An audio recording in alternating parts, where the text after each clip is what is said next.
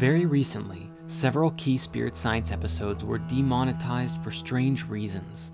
Along with the last conspiracy video, our Hollow Earth episode was flagged for hate speech, and Everything is Connected was deemed unfit for most audiences and age restricted.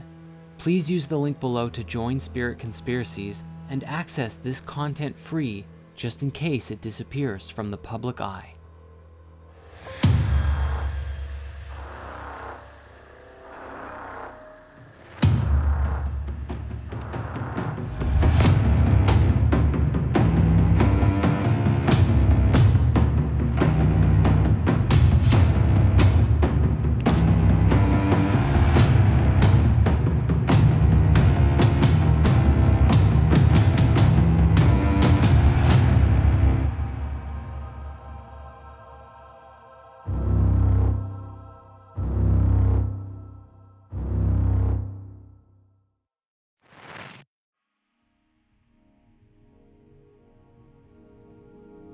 The subject of extraterrestrials has mystified humanity for countless generations.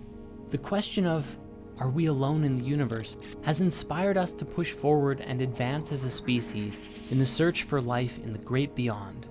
But to this day, judging by the way people generally treat the subject, it would appear that we have yet to make any form of substantial contact. Yet, the awareness of a deeper truth, that something is being hidden from us, is regularly being leaked to this day. Let's start with some basics, which would be UFOs, which we all know stands for Unidentified Flying Objects, or as they're starting to be called today, UAVs, Unidentified Aerial Vehicles. It was shortly after the 2 atomic bombs went off during World War II that UFO sightings spiked around the world. Hundreds of reports of UFOs began to emerge in the decade that followed the incident, and it was in 1947 in Roswell, New Mexico, that things got really interesting.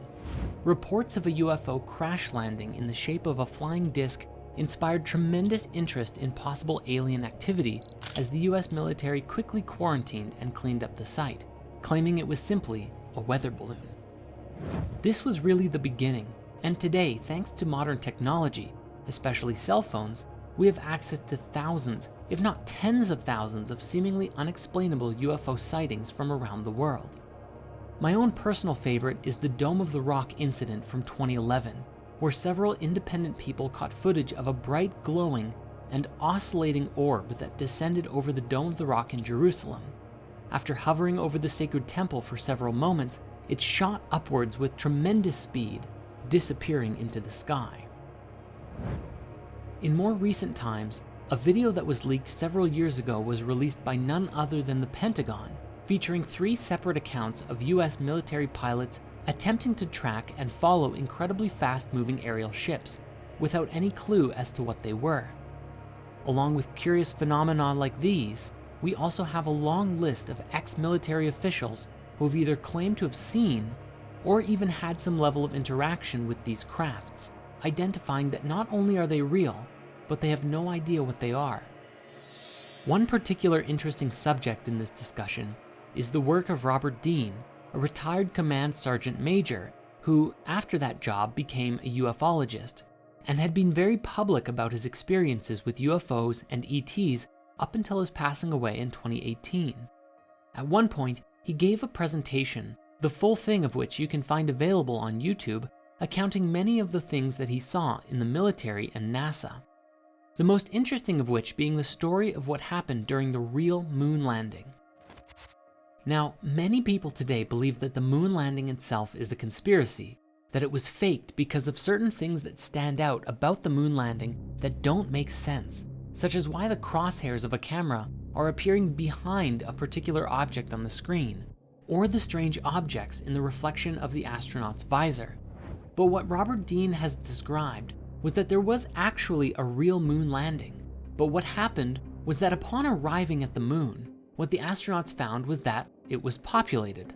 There were, according to him, little alien people walking all over the place, ships flying through the, well, I'd call it air, but I guess they don't have oxygen up there, do they? This was such a shock to the astronauts that after their visit they returned back with 40 rolls of film of what they saw, and NASA supposedly destroyed it. The thinking seems to be that the revelation of this truth was so out there that NASA buried the truth because of what would happen to the world if this was to get out. Now, I'm not saying that I'm in support of hiding the truth, but at the same time, think of how many religious beliefs would be shattered from this truth. How much chaos would be caused if all of a sudden, our entire global paradigm was to change in an instant. Again, I'm not saying that they're destroying the footage, if it did happen, was a good thing, but at the very least, trying to see things from every perspective. Specifically, there was an ex-CIA operative who spoke with AJ Plus at one point, and she described that the single most important thing that she learned from her time as basically a spy was that everyone believes they are the good guy. So even if this event did happen, whoever it is at NASA who controlled all of the information probably did it believing they were doing the right thing. We will return to Robert Dean at another point soon because he shared something else that was very interesting. However, first we have to discuss this. You may be familiar with a man named Bob Lazar, one of, if not the first, to come forward with inside leaks about the secret government UFO programs. He claimed to have been hired in the late 1980s to reverse engineer purported extraterrestrial technology at what he described was a secret site called S4, a site similar to and rather close to Area 51.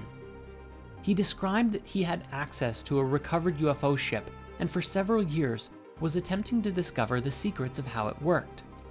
Lazar claimed that the propulsion of the studied vehicle was fueled by the chemical element with the atomic number 115, known today as moscovium, or E-115, which at the time was named unumpentium, since it hadn't been created yet. However, it was first synthesized in 2003 by a joint team of Russian and American scientists for real. He said that the propulsion system relied on a stable isotope of E-115, which supposedly generated a gravity wave after being excited by livermorium, element 116, during proton bombardment. He argued that the decay products brought about by the reaction between the two elements would include gravitons, a hypothetical quantum particle that is thought to be responsible for gravity. In his new Netflix documentary, he used the analogy that the craft is kind of like a bowling ball. If you were to put a ball onto a piece of fabric or your bed sheet and then proceeded to push down on the areas around it, the bowling ball would fall forward into the bends and gaps that you create around it. In this way, the craft would kind of just fall through space by distorting space-time around it, like in a continuous rolling motion. This is what allowed the vehicle to fly and to evade visual detection by bending light around it. He said it levitated silently, and when it was activated, he was unable to even put his hand on it because the force would repel his hand away like a strong gravitational field. According to intel that he received while at S4, the ship, which was one of 9 that the military had access to, was originally from the twin binary star system called Zeta Reticuli and had belonged to the Greys, which are the most common visual of aliens that we generally see today when you think of what an alien might look like. We even have an emoji for it. He also explained that the way that the military worked was so secretive that they wouldn't even let the various divisions studying the craft to communicate with each other, so progress on reverse engineering the technology was very slow. While one group would be working on controls, another on propulsion, and another on, well, you get the picture. But due to this isolation, they wouldn't easily be able to identify how the different parts of the ship were interconnected and worked together, and thus reverse engineering became very difficult. This was especially challenging because supposedly the ship was entirely interconnected. There weren't really any moving parts.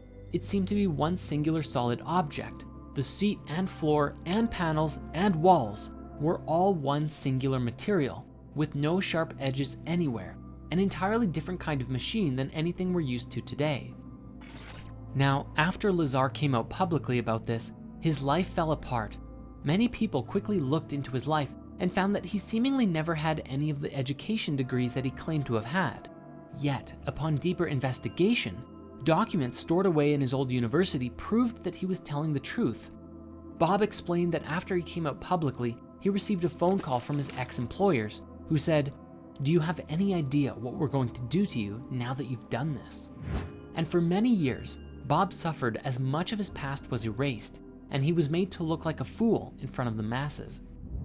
Now, Bob's story is a very interesting one.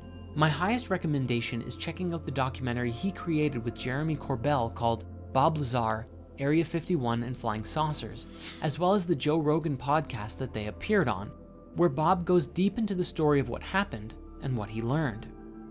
But Bob isn't the only one to come forward with some fascinating stories, and this brings us to Dr. Stephen Greer, who founded the Center for the Study of Extraterrestrial Intelligence, or CSETI, in 1990 to create a diplomatic and research-based initiative to contact extraterrestrial civilizations, along with the Disclosure Project in 1993, a research project devoted to disclosing to the public information that the government and military supposedly have had regarding the existence of UFOs and ETs.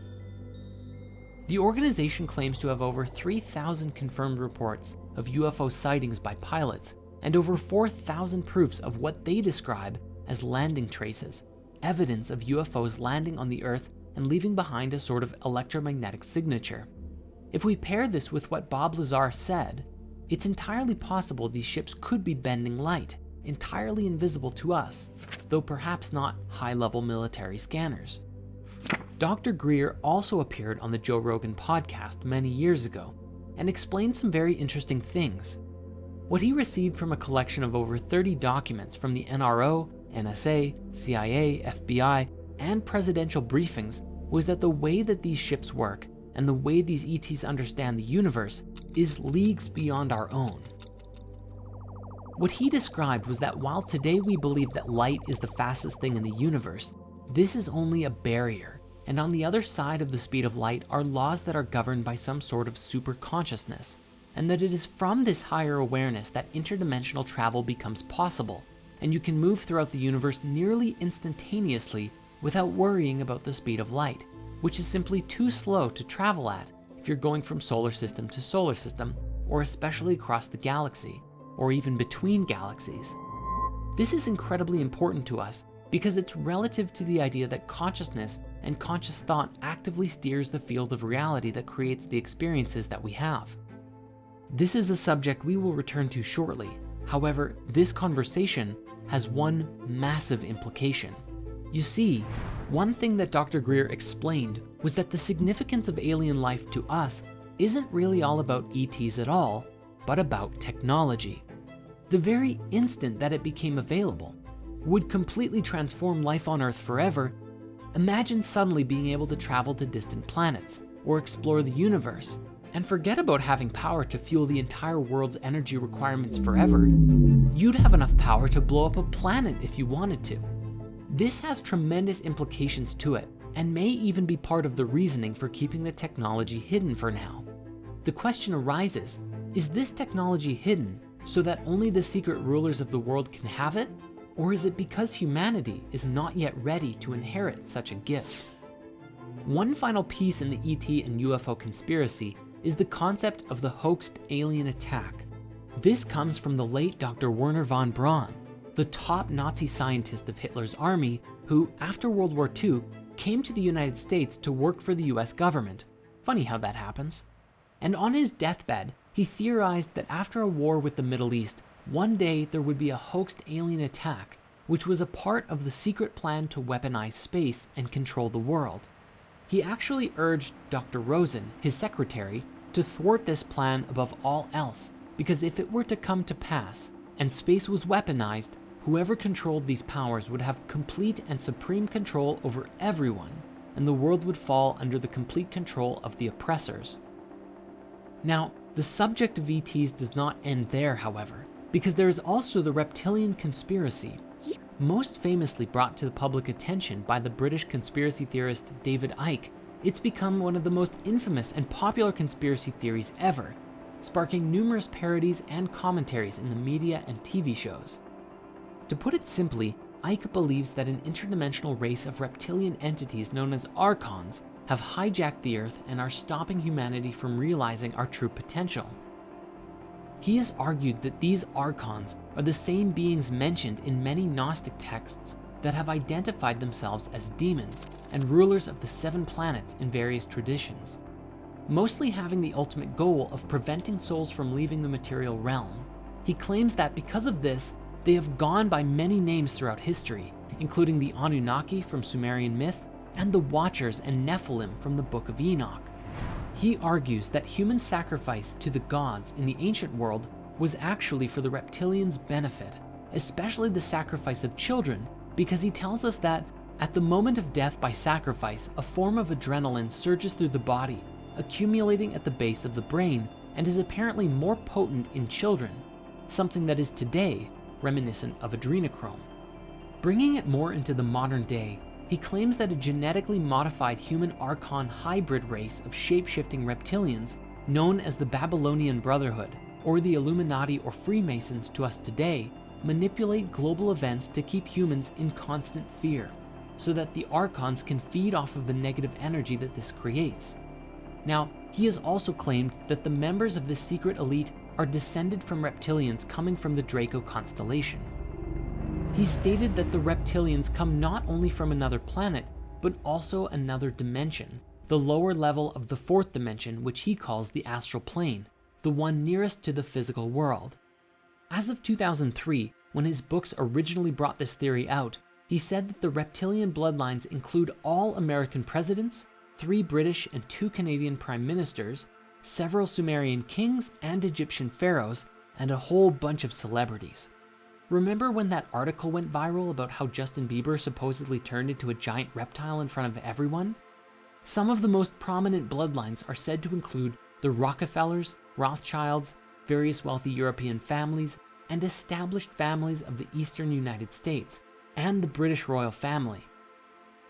In fact, he said in numerous interviews that he saw former British Prime Minister Ted Heath's eyes turn entirely jet black while the two men waited for a Sky News interview in 1989. Ultimately, the global elite make up the top of the pyramid for the reptilians in modern day, all with the intention to keep us sedated and trapped in this reality without gaining a higher knowledge.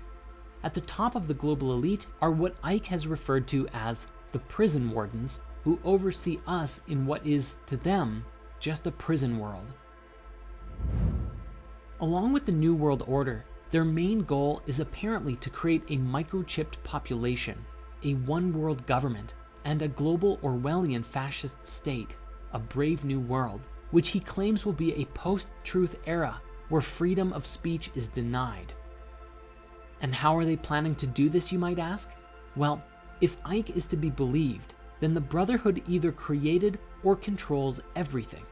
Things like the United Nations, the International Monetary Fund, Round Table, the Council on Foreign Relations, Chatham House, the Club of Rome, the Royal Institute of International Affairs, the Trilateral Commission, and the Bilderberg Group, as well as the media, military, CIA, MI6, Mossad, scientific publications, most religious doctrine, and even the internet.